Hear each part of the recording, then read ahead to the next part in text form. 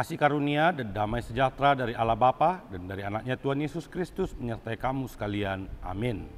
Bapak, Ibu, dan Saudara yang terkasih, firman Tuhan yang menyapa kita hari Kamis tanggal 27 Juni 2024 diambil dari Yesaya 49 ayat 25. Sungguh beginilah firman Tuhan, tawanan pahlawan pun dapat direbut kembali dan jarahan orang gagah dapat lolos. Sebab aku sendiri akan melawan orang yang melawan engkau, dan aku sendiri akan menyelamatkan anak-anakmu. Demikian firman Tuhan. Bapak, Ibu, dan Saudara terkasih, agar kita tidak salah pemahaman tentang teks ini, kita harus tahu latar belakang dari kisah dari Yesaya tersebut. Bangsa Israel pada masa ini adalah masa di dalam pembuangan atau masa tawanan oleh bangsa-bangsa yang lain. Ketika suatu bangsa atau kita bilang bangsa Israel ini ditawan, bangsa Israel ini mengalami degradasi moral. Karena apa? Karena bait Allah sendiri sudah hancur, yang merupakan ikonik dari bangsa Israel yang megah itu hancur. Bahkan mereka ditawan oleh orang yang tidak mengenal Tuhan. Disinilah degradasi moral yang dialami oleh bangsa Israel. Bagaimana mungkin kami yang terus beribadah, kami yang selalu adalah bangsa pilihan, tetapi kami terbuang oleh yang tidak mengenal Allah. Tetapi sekalipun menghadapi penderitaan itu, Yesaya di dalam firman Tuhan pada hari ini mengingatkan tidak ada hak dari manusia itu untuk membalaskan kejahatan itu.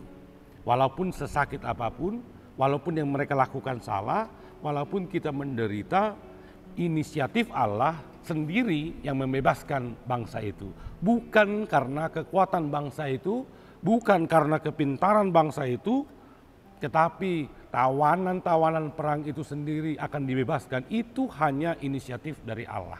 Karena itu Bapak, Ibu, dan Saudara yang terkasih, firman Tuhan ini ingin merefleksikan kepada kita. Kita pasti akan mengalami pergumulan. Bahkan sering sekali penderitaan itu bukan hanya datang dari orang yang jauh atau orang yang tidak mengenal kita, bisa juga datang dari orang yang dekat dengan kita. Bisa juga kita sudah melakukan kebaikan, tetapi itu tidak bisa menyenangkan hati semua orang. Kalaupun kita mengalami penindasan, kalaupun kita terpuruk oleh keadaan, kalaupun banyak orang yang tidak senang dengan kita, firman Tuhan saat yang pertama mengingatkan kita tidak ada hak kita untuk membalaskan itu. Karena inisiatif pembalasan, penebusan itu, pembebasan itu hanya inisiatif dari Allah. Karena itu melalui Yesaya ini ingin mengingatkan yang kedua, kita hanya berserah kepada Allah. Hanya Allah sendiri yang mampu membebaskan kita dari segala penderitaan. Tetapi selagi kita masih hidup, tidak akan ada yang mengatakan tanpa penderitaan. Tetapi kita diberikan kekuatan untuk menghadapi penderitaan. Amin, kita berdoa. Terima kasih Tuhan, kami telah mendengarkan firman-Mu. Ajar kami agar kami kuat menghadapi pergumulan ini.